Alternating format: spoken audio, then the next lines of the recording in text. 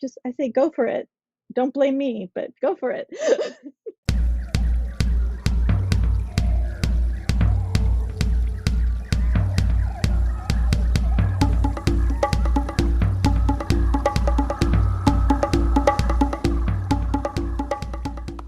Hello. I swear the more times I say hello, the weirder I sound. Welcome back to the Wild Business Growth Podcast. This is your place to hear from a new entrepreneur every single Wednesday morning who's turning wild ideas into wild growth. I'm your host, Max Brandstetter, founder and podcast producer at Max Podcasting. And you can email me at max@maxpodcasting.com to save time with your high-quality podcast. This is episode 2478, Who Do We Appreciate? And take out the 8. And today's guest is Leeanna Gantt. Leeanna is the incredible founder and CEO of tooktake. Tooktake is tracking labels for your medication, for your pills, for your vitamins that helps keep you organized, helps keep you on track, whether you need to take something hourly, daily, weekly, monthly, you name it. And in this episode, we talk Leeanna's incredible story. She's a breast cancer survivor. She has some incredible lessons on life and business and everything beyond it in between, as well as the design and crafting of tooktake, both from the visual aesthetic sense and the business building sense. And of course, Leeanna's favorite moments from artsing and crafting print magazine ads earlier in her career. It is Leeanna. Enjoy the show.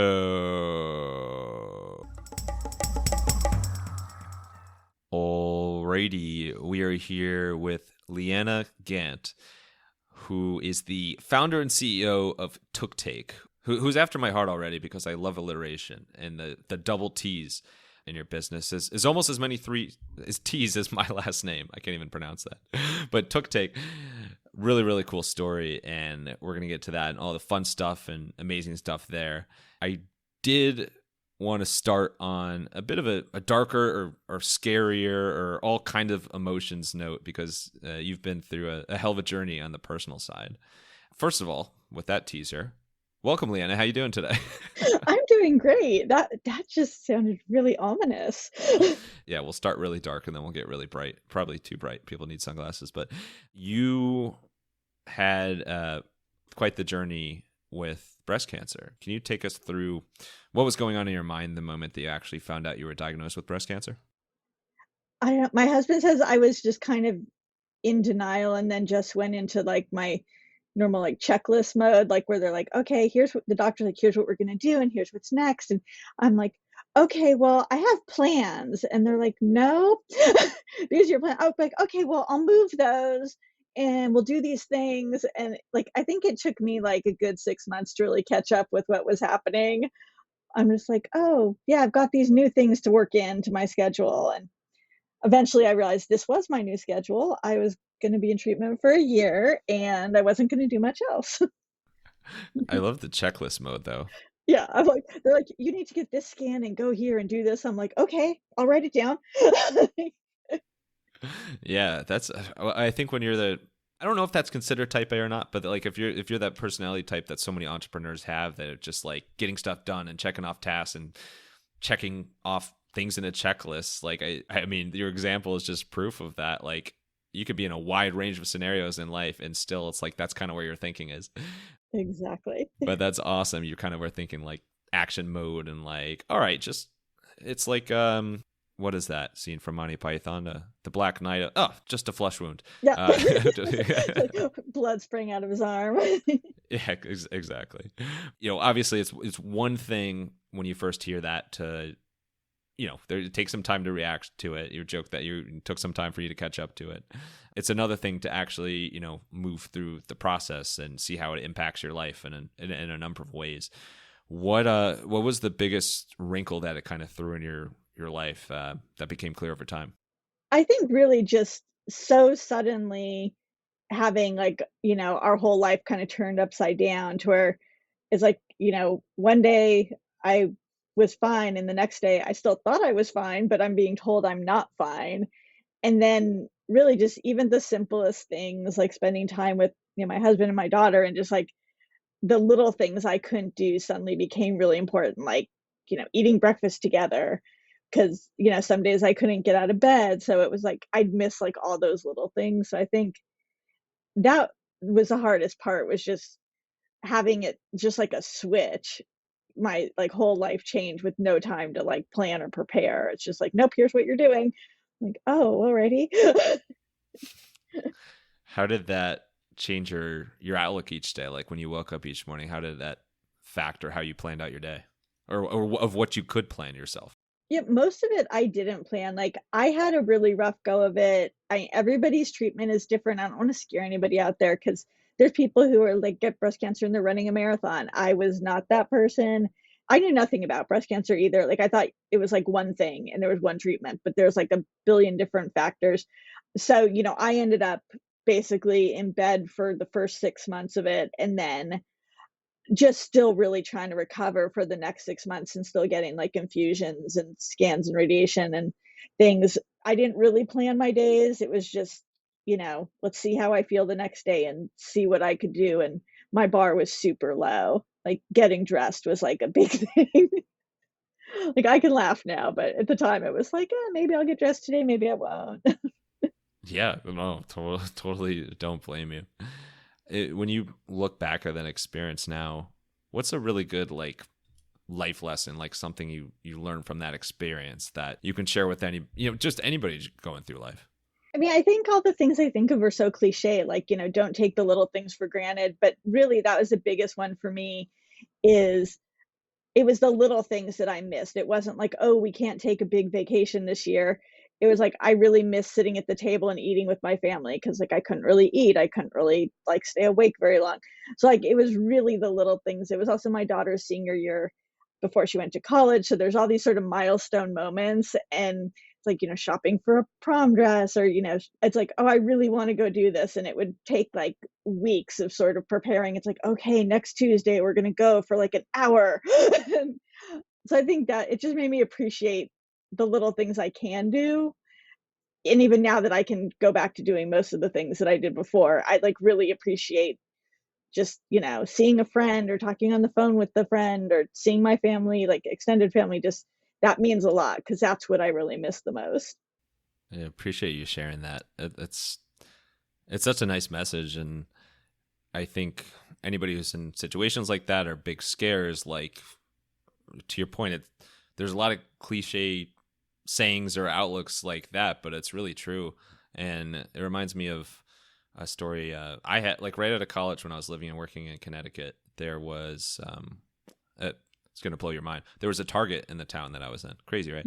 uh, and I just remember going to this Target once, and this guy walked in like around the time I walked in, and then a bird flew in, and it's always like kind of crazy when a bird flies around inside a store or airport or something like that. And this guy just looked up and he goes, "Do you see that?" He goes, "It's so beautiful. It's so beautiful." And I was just kind of caught off guard by it. I was like, "Oh, like it's like a bird."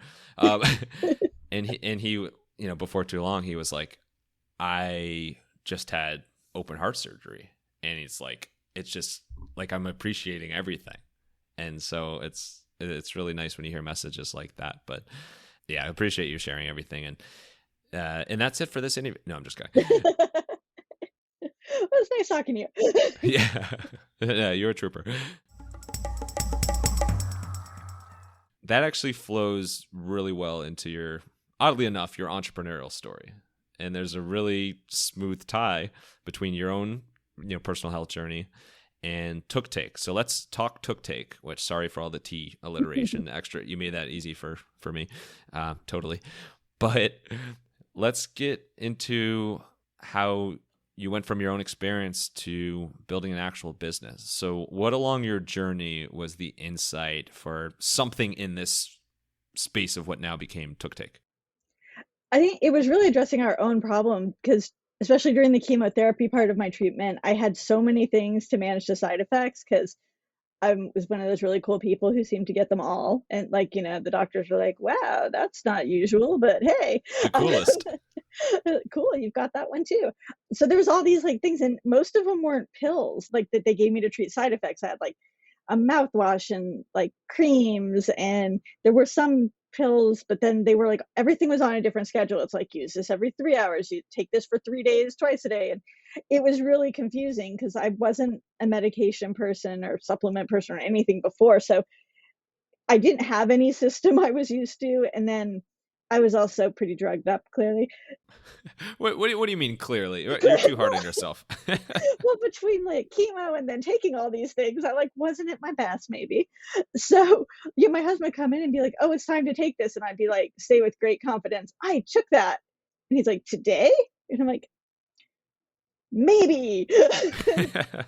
And so it was like really stressful because then he's trying to be like, responsible and make sure I do all these things, and I'm throwing a wrench in it every chance I get by just messing with it. So he's like, "Yeah, this we need to do something." So I started to like just put little sticky notes on things so we could keep track, and then when I'd like sit in bed, I'd be like, "Oh, hey, this isn't really working, I need to change it so it that works this way." And I kind of kept playing with them, and at a certain point I was like, "Hey, I think we could make this into like a product. I think this would be cool." And my husband and I are both have a design background, so sort of when I was feeling better, we'd kind of play with it, and he'd take my little sticky note things I made and little drawings I made and make them nicer for me, and we'd stick them onto things, and it was just something more for me to look forward to through the year, like something to kind of keep working on and take my mind off what was going on, and like to have a thought for something in the future. But by the time I was done with treatment, I'm like, these are kind of cool. Like, I actually really like these. And then they said I had this one pill I was supposed to take like every day for like 10 years. And it's supposed to keep my cancer from coming back, which you think like, wow, that's something you're going to remember to do.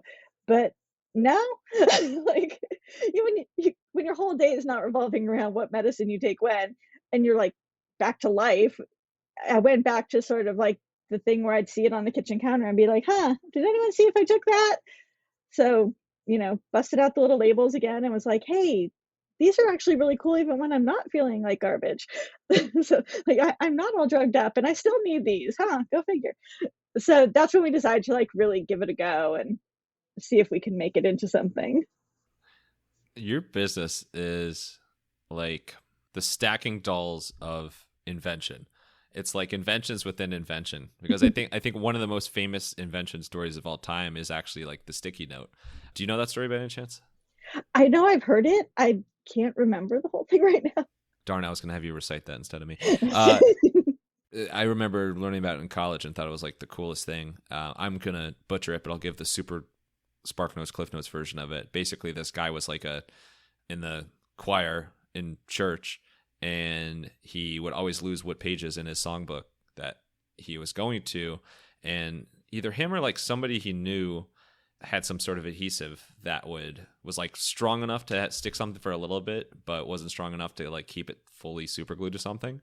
And this guy had previously used, like little index cards or something in his songbook, and they just always would fall out and would drive him crazy. So somebody had the idea to combine that with the glue, and then that design like became the sticky note. That's the additional entrepreneurship lesson from today. But anyway, your business is like taking a business on top of that sticky note design and like doing a whole separate use for it, which is so awesome. Because I also remember learning in school that like it's hard to come up with like totally brand new inventions, but if you take other inventions or ideas from other places and apply them to different industries or different uses. And Mm-hmm. that's totally what you've done. So these little sticky things and labels have become tooktake, which is so awesome.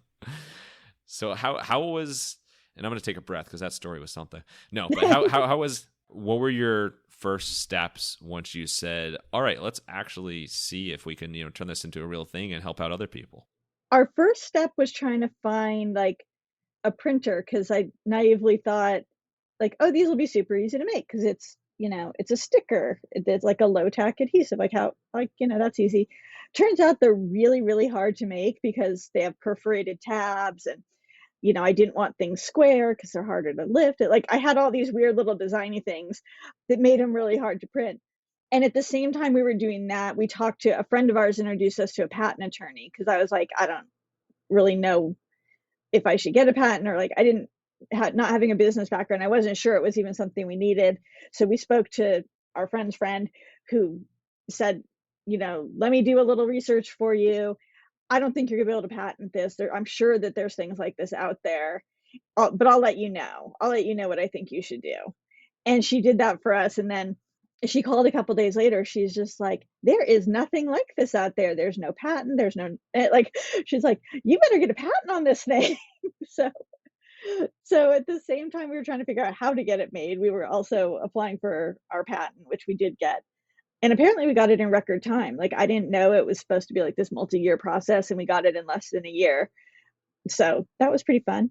Yeah, and then we eventually we almost gave up because we couldn't find a printer, but then eventually we found someone who helped us find somebody.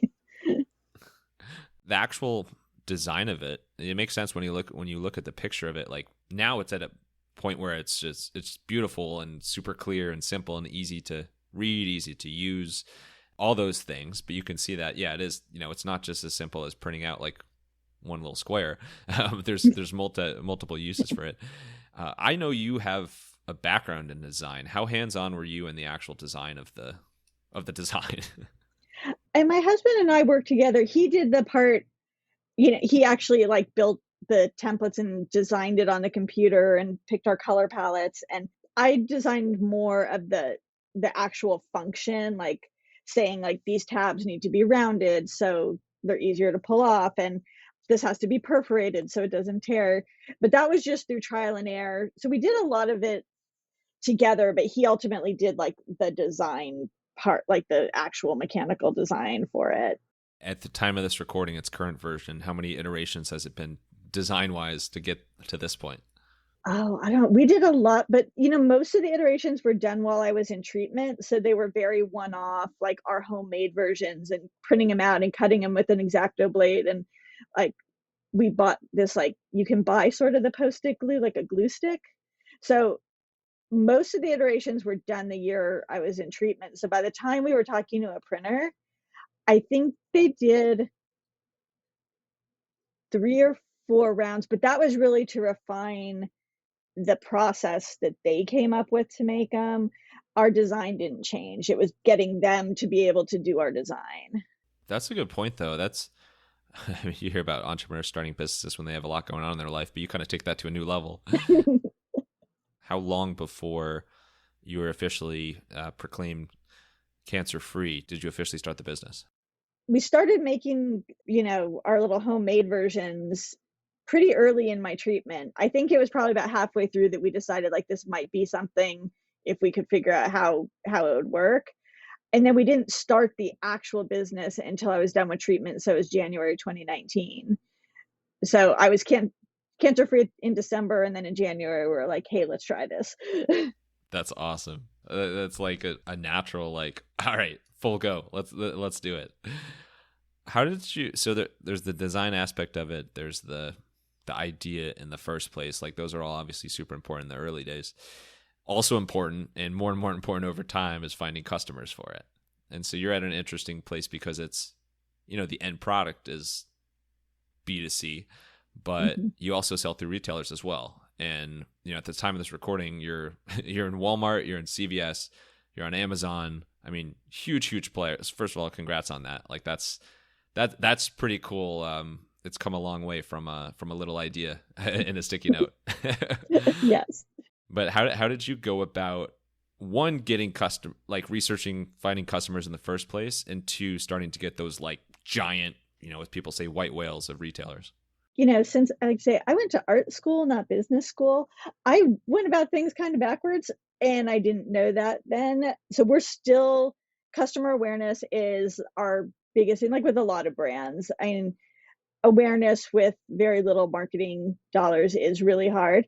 Retailers and like distributors like Cardinal Health, like these big places, anyone in the medical field really understands why this is good and how simple it is. And also we try to talk to a much younger audience. We say we're for busy people who want to get and stay well. Like, we just help you do whatever it is you're trying to do. There's enough stuff for the elderly. So anyone in the medical field, doctors, pharmacists, nurses, they all understand the product like super fast and get really excited about it. So that's why CVS and Walmart, they were really excited. It wasn't a hard sell for us. And the distributors, and like So we sort of started top down, and it would have been great to come with a lot of consumer awareness and then go into retail, because that helps in retail, obviously, if the people know what you are. But that didn't happen. Like, word of mouth spread, but at a very high level. And now we're kind of playing catch up and working backwards, because we're in over 5,000 retailers, but we still have, a pretty low awareness of the product, and we're super small. Like, our package is like, and it's like 2 3/4 by 4 inches and flat. So like, it doesn't jump off the shelf at you all the time. You should create an enormous tooktake label just for, like Yeah, just how big they have giant blob. versions for promotional displays. They do a giant pill bottle. I think we should just have people walking around in CVS in like a big stuffed pill bottle, see, Perfect. with the Yeah. toothpick. Welcome. I'm sure they'd love us. But yeah, I think, we're doing things a wee bit backwards, but I'm just going with it. You should. Words to live by. That awareness piece is, I feel like, anybody like feels that in their heart of, Hmm. anybody with a small marketing budget, or I mean, even sometimes with a big marketing budget, it doesn't work out. But like, what's your advice for any company or entrepreneur out there that needs major help in the awareness space, but there's only so many dollars that you can't just throw $1 billion out there like blink of an eye. Yeah, if I had the answer to that one. Hey, you're in some major. You're doing some things right, I think. I think listening to the consumers really, like, I personally try to reply to any comments we get on social media, even when they're, you know, negative, which we thankfully we don't really get a lot of those. I was gonna say, how terrible of a person do you need to be? Occasionally we get a weird one, and I try to publicly respond to it so people can see, like, it's a real person, and it's like, hey, I'm not trying to do bad things here. I'm like, I'm trying to be helpful. Yeah, just I think we're just always trying different things, really listening if people say something wasn't funny that we thought was funny. I like to be lighthearted, because I really don't want to be only thought of in association with like illness and sickness, because it's really, I think of TikTok as a wellness product. Like, use it on your vitamins, use it on your protein powder, whatever, you think keeps you healthy. Just, we help you do it regularly. So I'm trying to stay in that area. Sometimes I'll go off a little too far in the being silly area, and people will be like, yeah, that wasn't funny. So uh, I think the sillier, the merrier. I yeah. agree, and you've done a great job with it. Like, from the colors of your packaging to like your presence on social media. Like, it's a very like fun, uplifting vibe. It's definitely, yeah. You could have decided to go the total opposite direction and been like scare tactics and stuff like that. Yeah, But like, I'm glad you're going with your natural, like upbeat side of things. definitely. And I think, yeah, I think advice for other people would be, stay true to your brand, stick with it. And I don't think there is an easy way or a shortcut to do it. And yeah, I've seen friends with other companies suddenly go viral on, you know, TikTok or something like that. And even they don't know what happened or why. Like, they're like, I've been doing the same thing for 2 years and I don't know why that one did it, but hey, I'm just going to go with it. So I think that's it. Keep going and cross your fingers. That's a gem, another gem from Gantt for alliteration. But you alluded to the fact that you knew that people in the medical and healthcare wellness world would recognize like pretty quickly the value of this product, and you even stated on some of your social media like recommended by doctors, nurse, pharmacists, moms. How have you done like that side of your, I mean, in a way, it's almost like PR advertising, but it's like a genuine, it goes back to the core of the brand. Like, how have you got those, whether they're official or unofficial, like certifications, stamps of approval? I think a lot of it was just when we very first started, I really genuinely wanted the opinion of, pharmacists and nurses and doctors. So I just went on social media and found, people who were posting a lot and said, hey, I made this new product.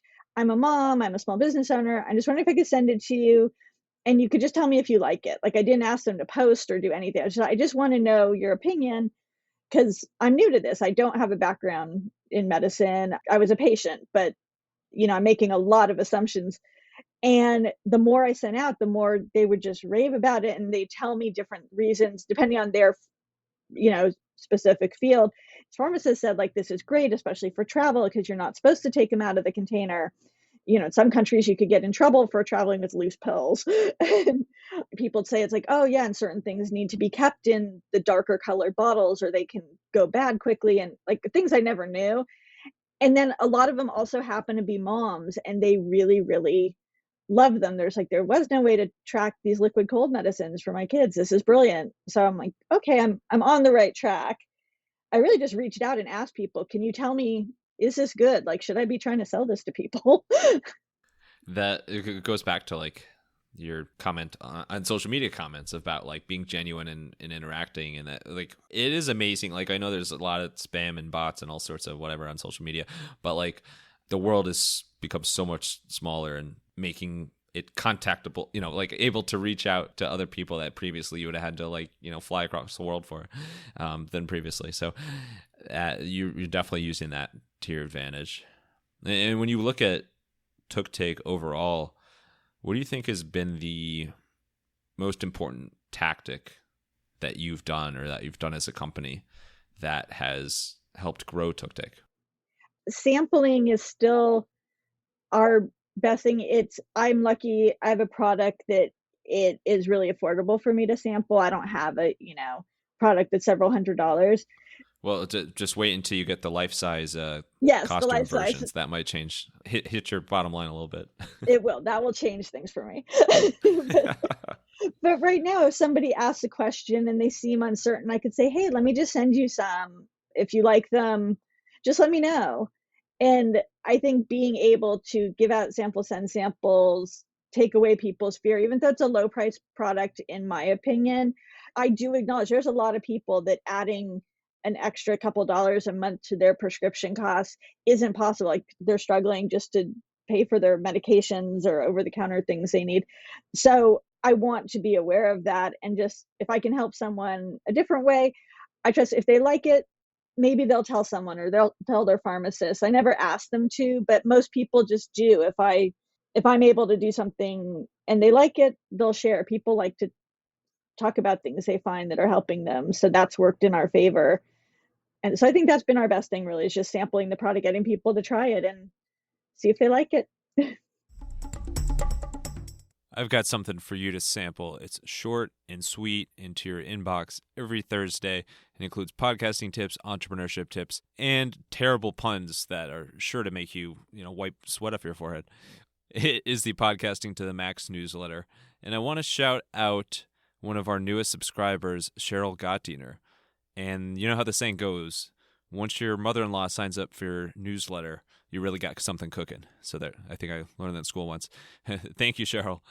But if you're interested in getting podcast to the max, all you got to do is go to maxpodcasting.com/newsletter. And apologies in advance for my terrible sense of humor. All right, let's get to some more samples. So let's get a sample size of your inspiration and creativity. That was very corny. You're welcome. And also, sorry. But I'm really curious what, obviously you've had some experiences and serious motivators and things that change your life, but curious, like these days, what you do, if you can ever get your mind to stop thinking about the business for a few seconds, what do you do to stay creative and kind of unplug a bit? That's a good one. It's really hard to not think about it because, Well, now that I said that, every time you try not to think about it, you're thinking about it. So I sorry. know exactly. Since my husband and I were creative directors before, and we're creative people, and my daughter's really creative. I think just family time for us, we tend to just have a lot of fun and talk about different things, and we're always thinking, it's like, what would we do next? What else could we be doing? Even though, we know we need to finish this or keep going with our cake and make it work. It's always fun to think about what other things we could do or make. So I think as a family, we're just kind of that way. What are some examples of like family time? You mean like activities you do together? I mean just like chilling out. I mean, sometimes we'll sort of do crafty things or just, want to make stuff. But I think also just we like to think about like, okay, if we had another business, what would that be? And like, just like my daughter's always thinking, do you know what we should do next? Or you know what else we could do? And I'm like, what else? I can like just keep this. I could just keep this going right now. But it's fun to kind of imagine. It's like, oh well, what else could we do now that we sort of know how starting a company works, where before we didn't. Like my old kind of doing design and branding work and stuff is completely different than a product based business. So What's the staunchest difference that you've noticed from being in like the product and branding world to the tooktake world, the entrepreneurship world? inventory. Oh, that's a big one. Yeah. Literally. Inventory, Well, in your case, small product, but big inventory. Yeah. inventory shipping, logistics, all these things these words I didn't know. Like when I first was talking to Walmart, I wish I could have recorded my first meeting because they asked a million questions. And I had talked to a friend of mine who just said, just say yes and write down notes and call me when you're done. So it was like, I'm like, okay, I said yes to 3PL. What is that? So many acronyms. Yeah. And I'm like, I have just a bunch of letters on a piece of paper. I don't know what I agreed to at all, but I agreed. It's So rampant. It's rampant. The more entrepreneurs I speak to, the more acronyms I learned that I have no idea what they are. yeah. That's where the blogs come in and using Google a lot. But Yes. yeah, so I have the same approach. Yes, and nod your head. Uh, how about on the arts and crafts side? You mentioned that's something you do with your family. What is your favorite craft or project that you've ever done together? A while back, I used to have a community art studio when my daughter was younger. So we've made all kinds of stuff. For a while, we were making these big wooden signs because we had done construction on the building we were in, and we had all this scrap wood left over. So we would just like paint things for everything. We just made signs, and that was really fun because it's like I don't know if you ever do this, but like when you're at some place and they have a really strange sign, like don't stick your arm in the lion cage thing. You're like, well, what happened for them to need to make a sign for that? Like, really, was that a problem? Yeah, exactly. Like, My grandpa Fred, one of his famous things was don't stick too many beans up your nose, which it's like, wait, exactly. that had to have happened for that to become a saying somewhere along the lines. Yes. So like we just these things that we'd see, we just make signs that were kind of ridiculous, but it's like, well, they're inspired by real life. So speaking of the ridiculous, let's get to the unusual. And I know you've been preparing for this, so this is your Super Bowl, Leeanna. Pet Oh peeves, no. quirks, weird talents. We'll start with the big one. I know you've been brainstorming for years on that. No, I'm just kidding. But weird talents. What's a talent you have that's maybe a party trick or something a little bit out there? I couldn't think of one. I even asked my husband. I'm like, what is my weird talent? He's like, I don't know. I think he'd say it's not really a talent, but the fact that I find so many things funny. Like I think especially since I had breast cancer, like it's really hard to rattle me. It's just like these absurd things happen and I'll be like, "Well, yeah, we'll figure that out." And he's like, "What do you mean?" And I'm just like, it's like, "We should call someone." I'm like, we'll do it tomorrow. We'll figure it out." Like, I don't know. I'm tired. Yeah, well, that's a great lesson. Like the reality is, there's not like I think just we like as everyday people, you typically get stressed about things way more than they actually should stress you. My talent is that I'm not too bright. I don't know. I don't You panic take that back. easily. No, I think I don't panic easily, which I think actually is a talent.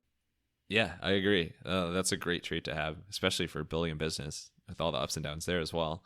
Does that flow through to like watching movies and shows? Like, are you really good with like scary movies or like violence shows, things like that? Probably not now. Like I get All really right, into there's characters. a limit then. Yeah, I'm one of the I like talk to the TV and I'm the like, don't open the door. Don't. That's awesome. How about quirks? What's something a little quirky about your personality? Your husband, daughter, somebody calls you out for, but it's who you are. You mean besides talking to the television and Yeah, besides not that, no, panicking that's a and good one. Yeah, you let that one in the bag too early. yeah, I should have held on to that one. They make fun of me for talking to myself all the time because like I'm constantly making like mental to-do lists. Wait. So not only are you talking to the TV, you're Oh talking to yeah, yourself as well. So it's a whole party going on. it is. I don't, maybe I should get that diagnosed. No. But I'll be like, oh yeah, we need more peanut butter, and I'll stop at Trader Joe's. My husband's like, did you say you want me to go to Trader Joe's? I'm like, no, I wasn't talking to you. And he'll just like look around and it's like I don't know how I'm gonna be able to tell when you like really are losing it because you just walk around talking all the time. And then what about pet peeves? What's something that just annoys you a little bit? I have a business pet peeve. I'm so annoyed when people cold email or message me and tell me how much they love my brand. And then if they say something that I'm kind of like, okay, I ask them a question back, they're like, so tell me about what you do. Oh yeah. I'm like, just you're writing on LinkedIn, click on the bio. Like, Yeah, exactly. It's so easy. Yeah. it's like, don't write to me if you haven't looked at what I do. Because then if I do take the time to respond, I'm gonna be super annoyed. Yeah, that's a big one for me as well. Like obviously there's automation and AI like that has added a crazy scale to a lot of business tasks and like there's a lot of good that can come out of it, but also the when you're pitching somebody like the cold calling, like especially to work with them in business or like from my standpoint as well, like when people are like pitching to be on the podcast or like collaborate in some form with the podcast, it's like if you don't have any knowledge of like specific like what it's even about, like the basic stuff, like what it's about, or even if somebody's just like, hey, love your podcast, but then they like pitch you on something right away and you're like, they could very easily just copy paste that to everybody. Like there's nothing personal here. Yeah, that's a Exactly. big one. Well, let's wrap up with some rapid fire Q&A. You ready for it? Sure. Sure. All right. Were you talking to me, the listeners, the TV, or yourself with that? No, I'll that let wasn't a you question. decide. We'll see how I do on the questions. All right. Let's get wild. What was your favorite and least favorite part of being in the ad agency world? My favorite part was getting to be creative and work on different things all the time. I really liked getting to like change projects and always do something a little different. Least favorite was having to like the professional part, the like going out with clients and all that. I'm not good at Mm. that. The whining and dining. Yeah, never was a big fan of that. Yeah, I think when you go from that world or like the corporate world to like the entrepreneurship world, you're like, wait a second. Like we think of something like we could just do it. We don't have to like wait. We have to go about a whole process for it. Yeah. What is your favorite part of? I'm guessing maybe kind of living close to the Rose Bowl. Yeah, we actually are really close to the Rose Bowl. I really like Pasadena. Where we live, we're right near Old Town Pasadena, so we can walk everywhere, which in LA is really kind of an unusual thing to walk to dinner. We can walk to the grocery. We really can walk a lot of places, which is very nice because parking stinks. So Have you watched the show Shrinking by any chance? no, it's on my It's a good list. show. Shout out my wife Dana who loves it. But I don't know if it's officially based in Pasadena, but like there's cameos of the Rose Bowl in it, and like it's got to be, it's at least filmed in that area, but it must be based in that area as well. So I won't. That's all I'll reveal about the show. Okay. Your name, which I practiced with you several times before we went live here, but you have a spelling of your name that I imagine trips many people up. I'm just going to go through it here. L, two E's, A, two N's, A. So there's some multiple letters, kind of how like my last name is as well. But how often does it come up that people are asking for like the spelling or the pronunciation when you're out in public with it? I mean, not that you're ever without your name, but Pretty much all the time. The funny part is like I'll answer to like anything that sounds kind of like my name because I'm so used to it. And my daughter will be like, why don't you correct them? And I'm just like, it's not worth it. And then yeah, I've asked my mom this because it's Leanna, it's spelled exactly like you say it. But I think because there's three vowels in a row, it's Leeanna. So like people have an aversion to three vowels being together. So they always want to take out an E or capitalize the A. So I asked my mom, I'm like, did you think about that? That like words don't have three vowels together usually. Like that's not what people do. And she's like, eh. I was like, eh? Your answer is eh. Like, this is my it's name. probably spelled EEA. Yeah, I'm like, "Really, you never thought about that?" She's like, "No, I didn't think people would have a hard time with it."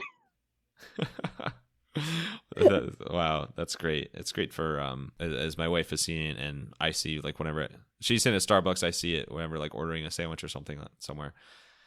People always want to just mispronounce your name, like even when your name is Dana or Max or like Yeah. Leeanna. Like there's just always people try to overcomplicate things. But yeah, it Yes. is tricky with the three vowels there. That's I think maybe in the Dutch language that might be a more common thing. But last one, besides tooktake, what is your favorite design or like piece of design work that you've ever created? I think probably the first ad I ever did in advertising just because, like, seeing something I made in a magazine was really cool back in the old days when we did print advertising everywhere. What kind of what ad was it? I was just thinking, I think the first thing I ever did that I saw, like, out in the world was there was a bank that they used to put these little, like, billboards on the back of the bus, and they'd done them for years, and they were these, like, funny little sayings. They were really bad puns is what they were. Oh, that's my style. Yeah, and, like, we had come up with some my partner and I got assigned to do, like, 3 months of bus backs, and so I was driving and I was behind a bus with my thing, and it was before, like, cameras and phones and stuff, so, like, I get to work and I'm like, I saw it, I'm on a bus." Oh, that's Proud awesome. moment, something I did on the back of a bus. Yeah, that's really cool. Anything with puns. Yes. Getting paid to think of puns, that's pretty cool. That's kind of, life goal. But anyway, Leanna, Leeannna, it has been fantastic. I was trying to think of another acronym, but we'll just roll with it. It has been awesome. LOL. No, it's been really, really just amazing learning your story and all the ups and downs, but just like your overall everything you're doing with tooktake and like the positive vibes and silliness is just awesome and inspiring. So thank you so much for coming on. And where's the best place for people to learn more and try out tooktake, as well as if they want to connect with you online? Tooktake.com is the easiest way to learn all about tooktake. You can order it. You can, if you message through the website, you will get to me. I'm the only one who answers that. Yeah, if you just want to buy it near you, try it out for yourself. CVS, Walmart, they love when people go in there and hunt. We're over by all the pill organizers, so Perfect. Awesome. And I didn't check before, but I should have. Do you have a tooktake TikTok? Because I feel like that's just a natural. I just started on there, and man, is that a tongue twister because we have a TikTok shop. So saying go to our tooktake shop on TikTok is I have to like stop and think really hard. Yeah, you have to sell seashells on the way to the Yeah, store. But yeah. that I feel like that name is rolls off the tongue so much that rolls off the tongue so much that you could have just like an official sponsorship by TikTok, almost like they could use that. TikTok did this for Tuk business, and I don't know, speaking a whole different language now, but perfect. Last thing, final thoughts. It could be a quote, it could be another tongue twister, just words of advice, whatever you want to leave us with. Take us home here. Oh man, the pressure. Um, I thought you said you don't experience pressure anymore. but I laugh about it. So, and I wasn't talking to you, I was talking to myself. True. That's a zinger. If you have an idea and you're just really excited about it, if it's not gonna like bankrupt your family or something, like give it a try because it's really hard. It's a lot of work starting a business, but there's really nothing else quite like it. So just I say go for it. Don't blame me, but go for it. Zingers on zingers on zingers from Leanna, but don't blame her.